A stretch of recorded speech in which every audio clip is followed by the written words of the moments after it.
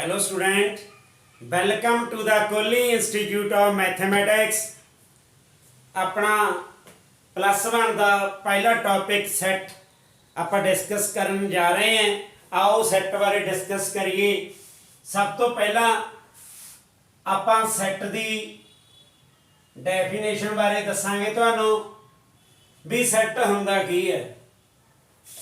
ठीक है, ए set is a well defined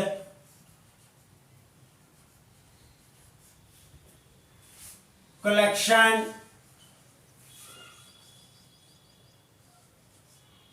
of objects। A set is a well defined collection of objects। भी well defined वधिया तरीके नाल कलैक्ट करने, किन्हां नूं कलैक्ट करना, ऑब्जैक्ट नूं कलैक्ट करना किसी खास टैक्नीक दे नाल। ये वैल डिफाइंड दा एक्चुअली मीनिंग की है, इहदे बारे च आपां फर्स्टली डिस्कस करांगे। वैल डिफाइंड कलैक्शन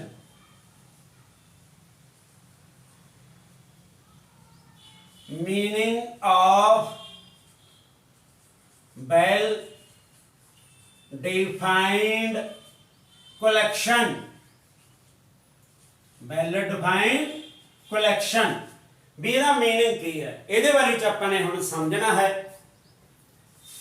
देखो वैल डिफाइंड कलेक्शन का मीनिंग यह है जदों कलेक्शन एक परसन तो दूसरे परसन चेंज ना हो, सेम कलेक्शन रहे। When the collection doesn't change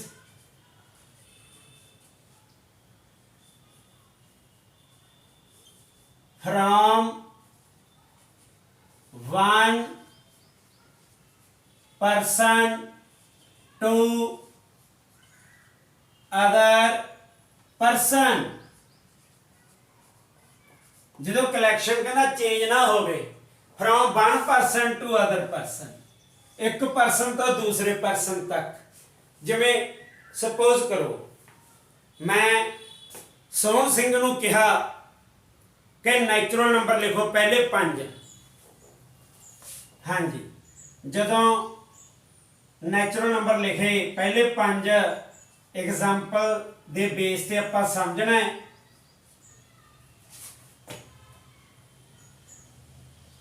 collection of natural number, आ कलैक्शन कर ली, ये सोहन सिंह ने कलैक्शन करती। सोहन सिंह, ओके। इधर आ गया राजकुमार, फिर अपने राजकुमार नूं कहा भी पहले 5 तक नैचुरल नंबर लिखो, उन्होंने भी आही लिखते। ਇਹਦਾ मतलब एक परसन दूसरे परसन ਜਿਹੜੀ कलैक्शन है वो चेंज नहीं हो रही, ਉਹੀ ਰਹਿੰਦੀ है। तो ਜਦੋਂ कलैक्शन एक परसन तो दूसरे परसन सेम रहे तो वह सैट ਦੇ ਵਿੱਚ कलैक्शन ਨੂੰ ਕੰਸੀਡਰ ਕੀਤਾ ਜਾਂਦਾ है, सैट ਦੇ ਵਿੱਚ ਉਸ ਨੂੰ ਮੰਨਿਆ ਜਾਂਦਾ है। समझ गए? अगली गल देखो, जिवें सपोज करो जे आपां एक होर एग्जाम्पल ले लीए। एग्जाम्पल की collection of all intelligent student in A class in your school. गल समझ गए कि नहीं? जिवें आपां ये कहिए collection of intelligent student, intelligent student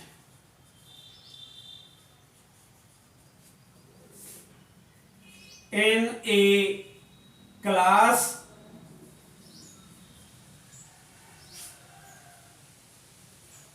in the given school। देखो collection of intelligent students in a class in the given school. ਜਿਹੜਾ ਇਹ ਇੰਟੈਲੀਜੈਂਟ ਪੁਆਇੰਟ ਆ ਗਿਆ, ਸਮਝੇ ਕਿ ਨਹੀਂ, ਇਹ ਆਪਾਂ ਸੈੱਟ ਦੇ ਵਿੱਚ ਮੰਨ ਨਹੀਂ ਸਕਦੇ ਇਸ ਨੂੰ। ਕਿਉਂ? ਜਿਵੇਂ ਕਹਿਣ ਦਾ ਮਤਲਬ ਕੀ ਹੈ ਵੀ ਇੱਥੇ ਆਪਾਂ ਨੂੰ ਇੱਕ ਡਿਫਿਕਲਟੀ ਆਊਗੀ, ਕਾਹਦੀ? ਟੂ ਡਿਸਾਈਡ ਕਰਨ ਦੀ। ਕਾਹਦੀ ਡਿਸੀਜਨ ਕਾਹਦਾ ਲੈਣਾ ਹੈ ਵੀ who is intelligent, who is not intelligent. Okay, ਇੱਥੇ ਸਾਡੇ ਕੋਲ ਕੀ ਹੈ ਵੀ ਇਹ ਸੈੱਟ ਦੀ ਕੀ ਹੈ एग्जाम्पल ਜਾਂ कलेक्शन नहीं बन सकता। देखो, collection of intelligent student in A class in the given school is not a set, is not a set। भी ये set नहीं हो सकता। क्यों नहीं हो सकता? भी ये सानू डिफिकल्टी आउंदी है डिसाइड करने च। समझ गए ना की आउंदी है ये डिफिकल्टी? असीं डिसीजन नहीं लै सकते इंटैलीजेंट के संबंध विच। मतलब की है, मान लो आप क्लास 5 बच्चे इंटैलीजेंट सिलेक्ट कर ले। ओके, मान लो मैं टीच कर रहा हैं, मेरे लिए वो बच्चे जिहड़े बहुत ज़्यादा शार्प ने, इंटैलीजेंट ने, ते एक टीचर हो रहा है वो भी क्लास अटेंड करता है सेम, तो मैं उन्होंने कहा भी आ बच्चे बड़े शार्प ने, बड़े काम करते हैं, बड़े मेहनती ने, इंटैलीजेंट ने। जिहड़ा दूसरा टीचर है वो कहता नहीं, ये तो महानालायक है, पंजी ਜਿਹੜੇ 5 ਤੁਸੀਂ कहने हो 5 महानालायक है। ਇਹਦਾ मतलब की होगा, ਜਿਹੜਾ इंटैलीजेंट स्टेटमेंट ਵਿੱਚ वर्ड आ गया वो 1% टू अदर पर्सन चेंज हो गया। ਜਦੋਂ 1% टू अदर पर्सन चेंज हो गया, इट मीनस की होया कि वो सैट ਦੇ ਵਿੱਚ नहीं कंसिडर ਅਸੀਂ कर सकते। समझ गए ना? ਇੱਥੇ ਆਪਾਂ ਲਿਖ ਸਕਦੇ ਹਾਂ here it is, हाँ जी, difficult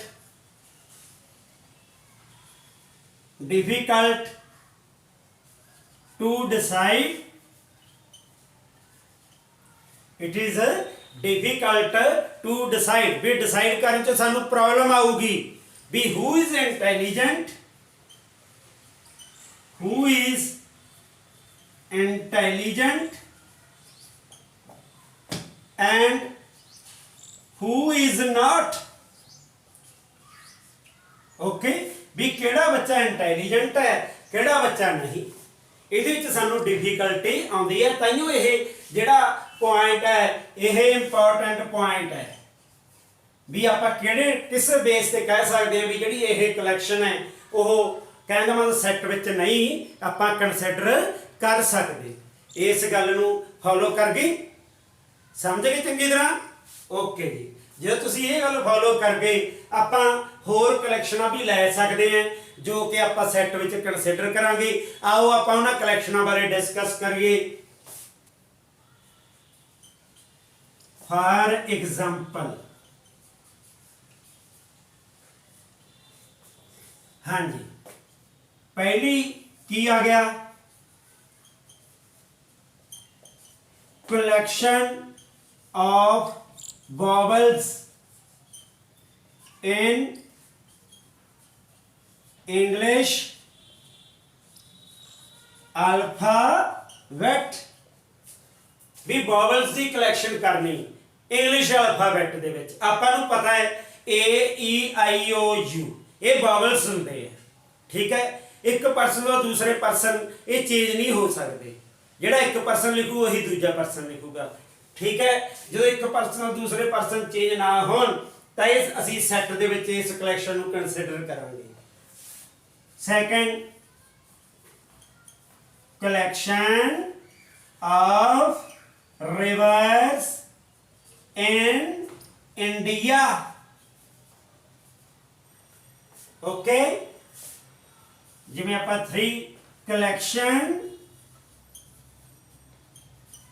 ऑफ ऑड नंबर्स, कितनी मर्जी आप एग्जाम्पल बना सकते हैं।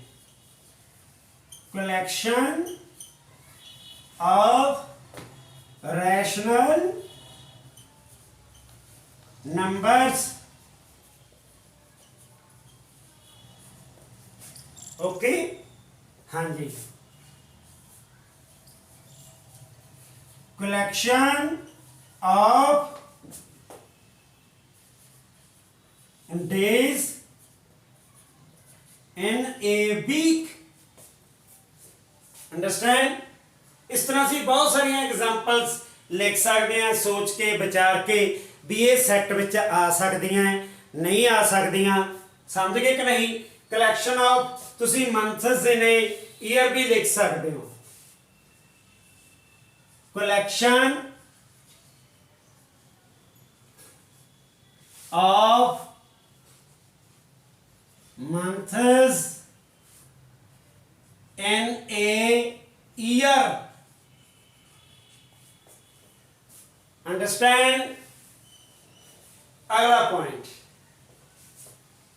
जड़ा साडे कोले आएगा वो क्या है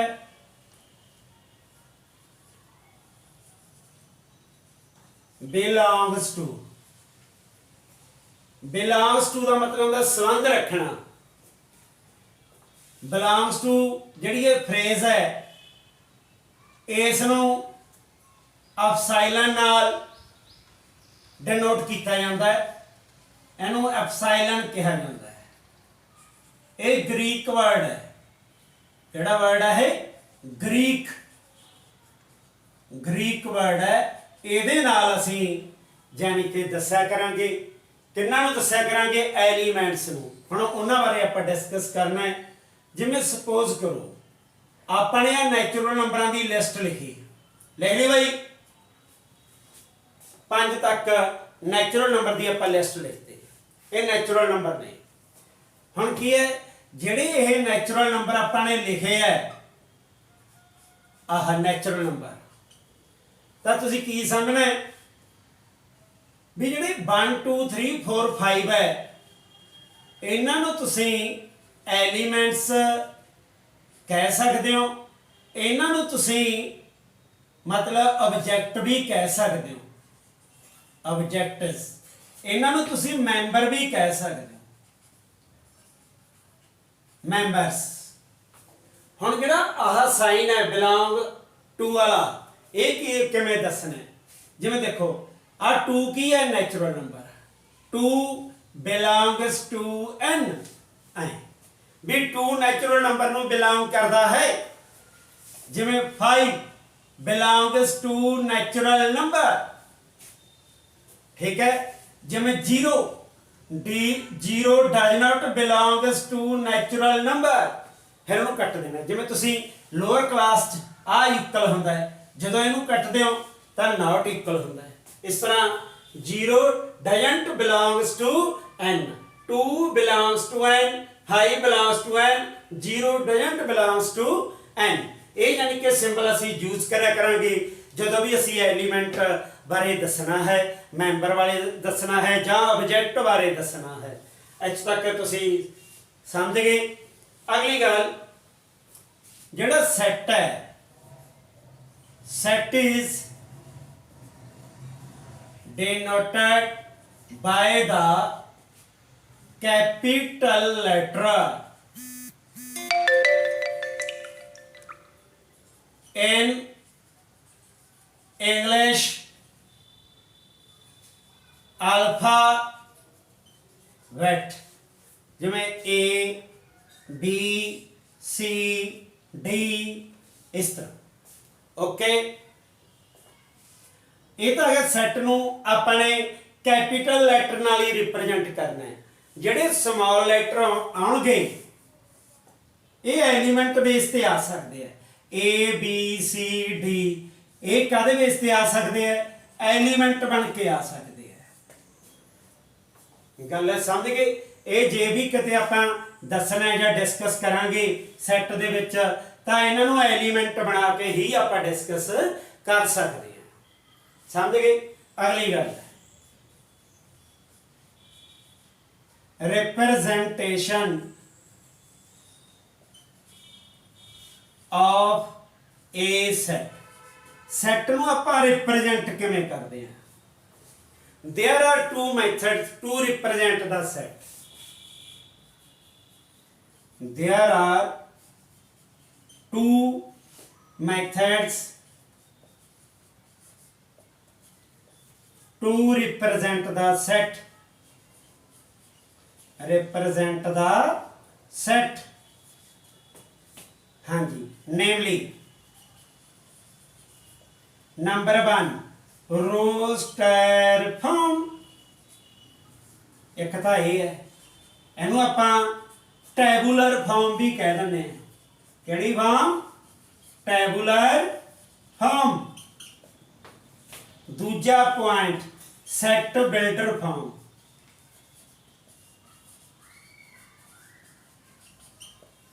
ਹਾਂਜੀ, ਜਿਹੜਾ ਸੈਟ ਹੈ ਇਹਨੂੰ ਜਿਹੜਾ ਆਪਾਂ ਰਿਪਰੈਜ਼ੈਂਟ ਕਰਨਾ ਹੈ ਉਹ ਦੋ ਤਰੀਕਿਆਂ ਨਾਲ ਕਰਨਾ ਹੈ।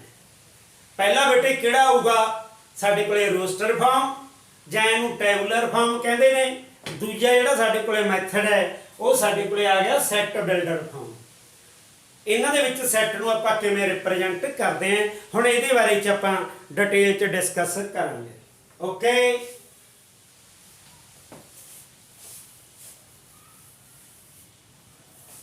ਲਓ ਜੀ, ਪਹਿਲਾ ਪੁਆਇੰਟ ਆ ਗਿਆ ਸਾਡੇ ਕੋਲੇ ਰੋਸਟਰ ਫਾਰਮ।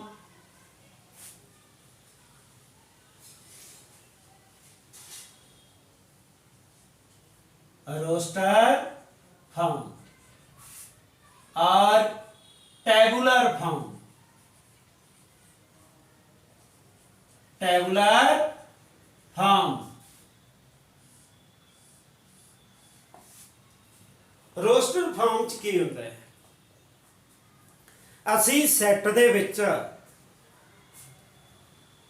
की है एलीमेंट्स लिखते हैं। सारे जिन्ने भी एलीमेंट बनते हैं, ਜਿਹੜਾ ਸੈੱਟ ਨਾਲ ਆਪਾਂ ਰਿਲੇਟਡ ਪ੍ਰੋਬਲਮ ਲੈ ਕੇ ਚੱਲ ਰਹੇ ਹਾਂ, ਤਾਂ ਉਹਦੇ ਵਿੱਚ ਸਾਰੇ ਆਪਾਂ ਐਲੀਮੈਂਟ ਹੀ ਲਿਖਾਂਗੇ ਤੇ ਐਲੀਮੈਂਟਾਂ ਨੂੰ ਅਸੀਂ ਯਾਨੀ ਕਿ ਕੌਮੇ ਪਾ ਕੇ ਸੈਪਰੇਟ ਕਰ ਦਿੰਦੇ ਹਾਂ।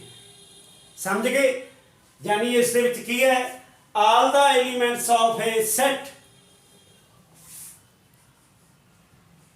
ਆਲ the elements of a set, भी सारे एलीमेंट किहदे भला? सैट दे वो लिस्ट कीते जांदे ने। की कीते जांदे ने? List are listed. लिस्ट का मतलब की है? लिखना। एलीमेंटां नूं असीं लिख दिंदे हैं। समझ गए? कोई डाउट तो नहीं?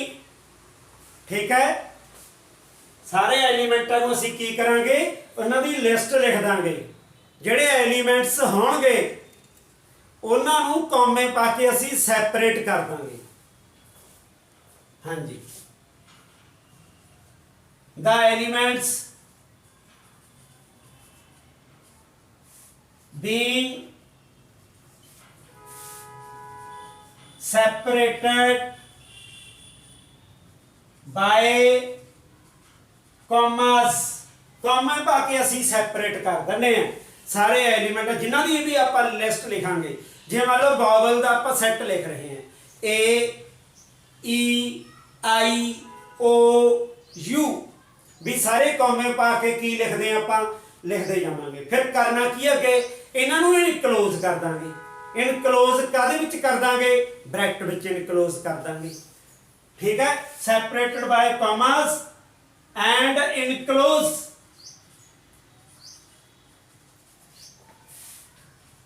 in the bracket and enclose in the bracket। Bracket केड़ी वरतनी है? करली ब्रैकेट।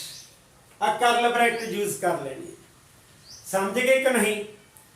फिर की होया सुनो, जिवें आपां फॉर एग्जाम्पल अपने वॉवल का जान के लिखना चाहते हैं, set of a vowel, set of vowels in English alphabet। जिवें देखो A is equal to, set नूं कैपीटल लैटर नाल रिप्रेजेंट करना है इक्वल टू करल ब्रैकेट, हाँ जी, ए ई आई ओ यू, ये आप बावल लिखे, ये सारे एलिमेंट लिखते हैं, समझ गए ना कि लिखते एलिमेंट। जे एप्सिलॉन शो करना हो आप शो करांगे ये एलिमेंट ए सैट नूं बिलोंग करता है, ई बिलोंग करता है, आई हाँ जी बिलोंग करता है, ओ बिलोंग करता है, यू बिलोंग करता है। गल समझ गए। जे तुहानूं कहा जाए M, M doesn't belongs to A. Understand भी set of vowels in English alphabet भी असी कहने का मतलब की है, जिहड़े एलीमेंट्स ने वो तुसी कॉमे पा के सैपरेट करने। एक गल होर जिहड़ी मेन गल होर दस्सण लग्या तुहानूं ध्यान नाल समझनी है, जदों भी असी रोस्टर फॉर्म लिखते हैं, किहड़ी फॉर्म लिखते हैं, रोस्टर फॉर्म लिखते हैं, जिहड़ा ऑर्डर हुंदा है, ऑर्डर काहदा, एलीमेंटां दा ऑर्डर भी एलीमेंट किवें पए है, वो इमटीरियल हुंदा। ये गल ध्यान च रखनी है। रोस्टर फॉर्म दे विच जिहड़ा ऑर्डर है, इन विच दा element are listed is immaterial. किवें मर्जी लिखो, जिवें देखो एक सैट ए है, ठीक है, मैं तुहानूं कहा भी बावल अखर जानी कि लैटर लिख के दिखाओ, तो तुसीं की कीता, किसी ने ई आई यू ओ ए आए लिखते, ठीक है। इत्थे आपां मान लो कोई सिमेट्री च लिखे है, इत्थे आपां ने सिमेट्री कोई जानी कि समझा नहीं, सिमेट्री नूं उगड़े दुगड़े जे लिखते, शफल जे करके लिखते। इसका मतलब ये है भी चाहे आप शफल करके ही लिख दिए, ये चाहे इनू इमटीरियल कहा जाता है भी आप किसी खास ऑर्डर च नहीं लिखे, इस वर्ड नूं की कहा जाता है, इमटीरियल, ठीक है ना, समझ गए ना। तां भी ये सैट है, आ भी तां भी सैट है, गल समझ गए। जिवें हुण छोटी जी एग्जांपल आप होर लिख लीए, समझ लीए जे इस पॉइंट नूं समझना है, जिवें आप नैचुरल नंबर लिखीए, आ की लिखे असी नैचुरल नंबर, समझ गए ना। तो एक बच्चे ने तो ऐ लिखते सीरीज च, एक ने की किया, पहला 2 फिर 1 फिर 4 फिर 3 फिर 5 लिखता, लिख होने भी नैचुरल दिते, ठीक है। इनू भी आप सैट मनांगे, इनू भी आप सैट मनांगे, ये आए नहीं हैगा भी कंटीन्यूटी होनी जरूरी है, गल समझ गए। ये इत्थे असी नोट पा के लिख सकते हैं।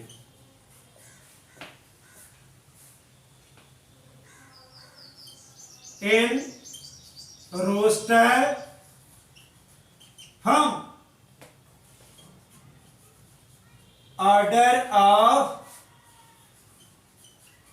elements is immaterial, ठीक है, समझ गए कि नहीं भी जिहड़ा ऑर्डर है कहदा एलिमेंट्स का, जो आप लिस्ट लिखते हैं, ठीक है, समझ गए ना। In roster form order of elements is की है immaterial which are listed in यानी कि सेट, समझ गए। अगला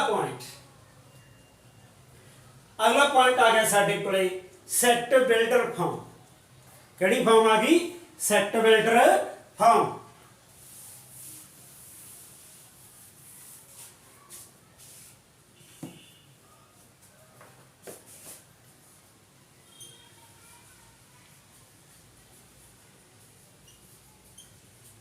छोटे छोटे पॉइंट ने जो तुसी समझने हैं, फिर सैट तुहानूं बहुत वधिया समझ लग जूगा।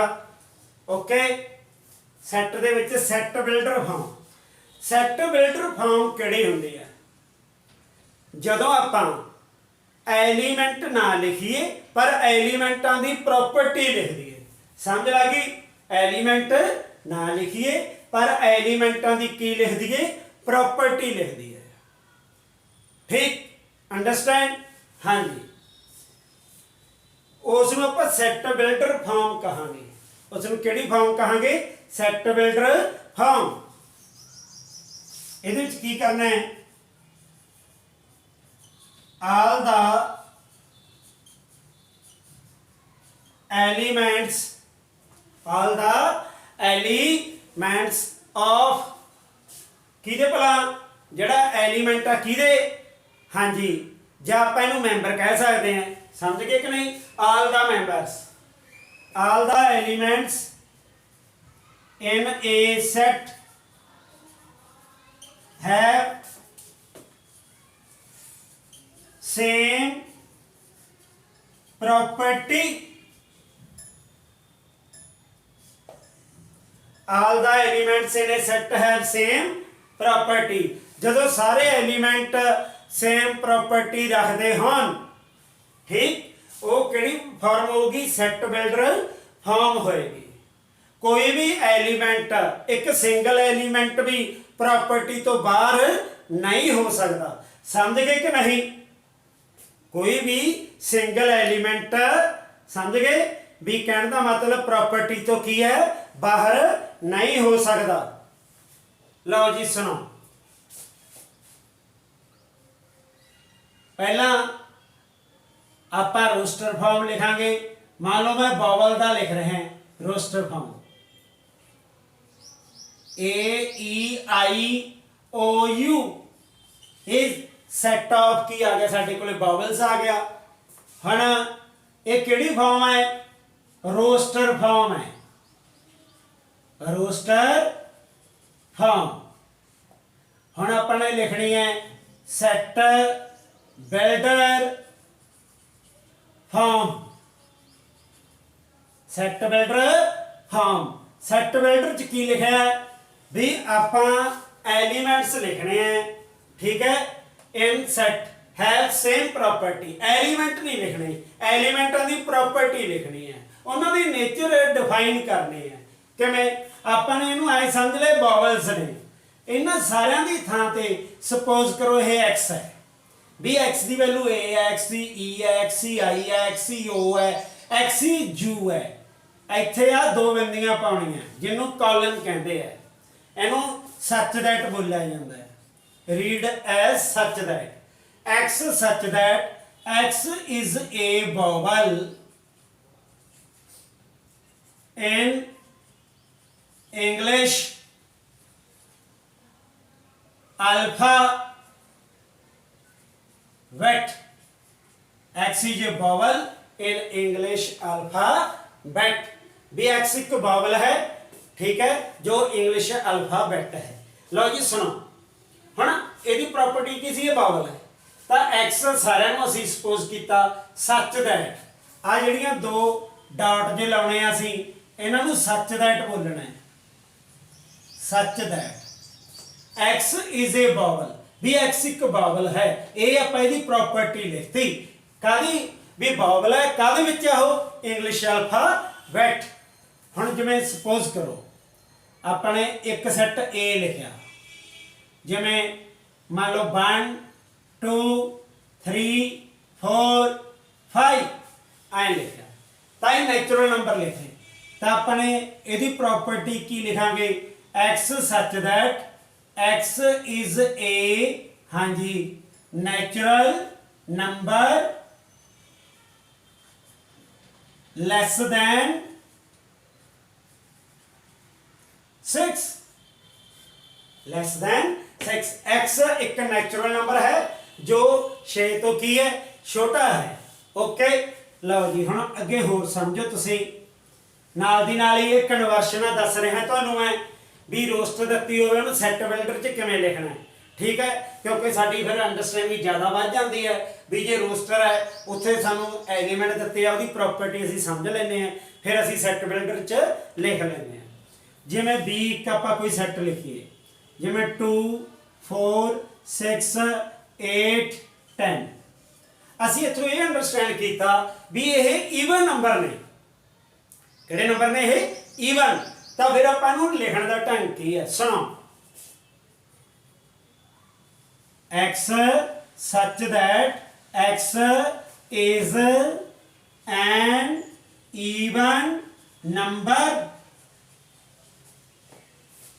हाँ जी even number less than 11 okay x such that x is an even number less than 11 हाँ जी जिवें इसे नूं आपां किवें लिख सकते हैं होर एक टैक्नीक नाल x such that लो जी हुण जिहड़ी इत्थे एक टैक्नीक वरतांगे वो गल थोड़ी ध्यान नाल समझनी है जिवें मान लो एक 2n है एक 2n + 1 है एक 2n - 1 है ठीक है जिहड़ा 2n है ये हमेशा ईवन होंदा है इत्थे n की कोई मर्जी वैल्यू तुसीं सबस्टिट्यूट करो नैचुरल नंबर वाली ठीक है तो यदि वैल्यू ईवन च आएगी n की वैल्यू 1 भरो 2 है 2 भरो 4 है 3 भरो 6 है ना तो ये साडे कोले कहने का मतलब की है भी 2n हमेशा ईवन नूं रिप्रजेंट करेगा जिहड़ा 2n + 1 है ये ऑड नूं रिप्रजेंट करेगा यह ईवन नूं रिप्रजेंट करेगा यह ऑड नूं रिप्रजेंट करेगा यानी कि ईवन विच चाहे तुसीं एक प्लस करो चाहे एक माइनस करो वो रहू तो कहने का मतलब वो आले दुआले ऑड रहू विचाले ईवन रहू ईवन के आले दुआले कहने का मतलब ऑड ऑड के आले दुआले ईवन जिवें सपोज करो आप सिंपल नंबर लिख लीए नैचुरल नंबर आए मान लो लिख लिया आ 4 की है अपने को ईवन नंबर है ये आले दुआले आह नंबर किहड़े हो गए ऑड हो गए ठीक है जे आप कोई ऑड नंबर लीए किहड़ा नंबर लीए ऑड नंबर लीए तो जिवें हुण ऑड नंबर आह की रख लिया अपने 7 तो ये आले दुआले दोनों नंबर ये किहड़े आ जाणगे ईवन आ जाणगे ये गल अंडरस्टैंड करते ना आपां लो जी इसे बेस के उत्ते जिवें एक आ भी साडे कोले सैट बिल्डर फॉर्म है इसे नूं असीं एक होर टैक्नीक दे विच भी इहदा असीं जवाब दे सकते हैं वो भी तुसीं ध्यान दे नाल समझना जिवें x = 2n भी आपां नूं ये पता लग गया ये ईवन नंबर है मैं x = 2n कर लिया ये जिहड़ा n है ये की है नैचुरल नंबर है समझ गए नाल नाल एक्सप्लेन करी चलांगे फिर अपने ऐ देखना है ईवन नंबरां दी काउंटिंग कितनी है 5 तक है 1 2 3 4 5 5 ने ना ਇਹਦਾ मतलब ਜਿਹੜਾ ਨੈਚੁਰਲ ਨੰਬਰ ਆਏਗਾ n ਇਹਦੀ ਵੈਲਿਊ ਕਿੱਥੋਂ ਲੈ ਕੇ ਕਿੱਥੋਂ ਤੱਕ ਹੈ ਇੱਥੋਂ ਲੈ ਕੇ ਇੱਥੇ ਤੱਕ 1 ਤੋਂ ਲੈ ਕੇ 5 ਤੱਕ ਇਹ ਤੁਸੀਂ ਜਦੋਂ 1 ਤੋਂ ਲੈ ਕੇ 5 ਤੱਕ ਭਰੋਗੇ ਤਾਂ ਸਾਡੇ ਕੋਲੇ ਇਹ ਈਵਨ ਨੰਬਰ ਤਿਆਰ ਹੋ ਜਾਣਗੇ ਅੰਡਰਸਟੈਂਡ ਇਹਦੇ ਨਾਲ ਆਪਾਂ ਇੱਕ ਹੋਰ ਐਗਜ਼ਾਮਪਲ ਲੈ ਕੇ ਸਮਝਾਂਗੇ ਜਿਵੇਂ ਦੇਖੋ c = ਹੁਣ 1 3 5 7 9 है ये अपने को ऑड नंबर है तुसी इत्थे आए लिख सकते हो हाँ जी किवें x such that x is odd हाँ जी नंबर लैस दैन 10 तो घट ऑड नंबर है पर इसे नूं जे असीं अलजेब्रिक फॉर्म च दसना होवे तां इहदा जवाब किवें लिखना है हुण ऑड है आ भी ऑड है इन्हां विचों किहड़ा आऊगा पहला ये दसना है बच्चे कई बार गलती नाल आ भी लिख लेंदे आ भी लिख लेंदे बड़े ध्यान नाल समझ के लिखना वो सानूं मैं दसदा किवें x सच दैट x बराबर है 2n - 1 n belongs to natural number जिहड़ी n की वैल्यू है वो 1 तो वड्डी है हाँ जी अगली कितनी आ गई वैल्यू जिवें 1 भरिया इत्थे 1 आ गया 2 भरिया हाँ जी 4 3 आ गया 3 भरिया 6 5 आ गया है ना 4 भरिया 8 ते 1 7 आ गया है ना समझ गए नहीं जे 5 भरिया जो 5 आप वैल्यू इत्थे फिल करते हैं फिर 9 आ जाएगा अपने को ठीक है फिर आ कित्थे यूज करते हैं जे स्टार्टिंग साडे कोले 3 तो स्टार्टिंग हुंदी ठीक है ऑड नंबरां दी स्टार्टिंग 3 तो हुंदी 3 5 7 9 फिर आपां 2n + 1 इत्थे यूज करना सीगा n बिलोंग्स टू आही बाकी सारा उम्मीद लिख दे जिसों तक इसकी काउंटिंग है अंडरस्टैंड करते हो ये पॉइंट ठीक है जी ये लैक्चर अपना इत्थे खत्म होंदा है नैक्सट लैक्चर मैं फिर तुहाडे नाल डिस्कस करूँगा बाय बाय।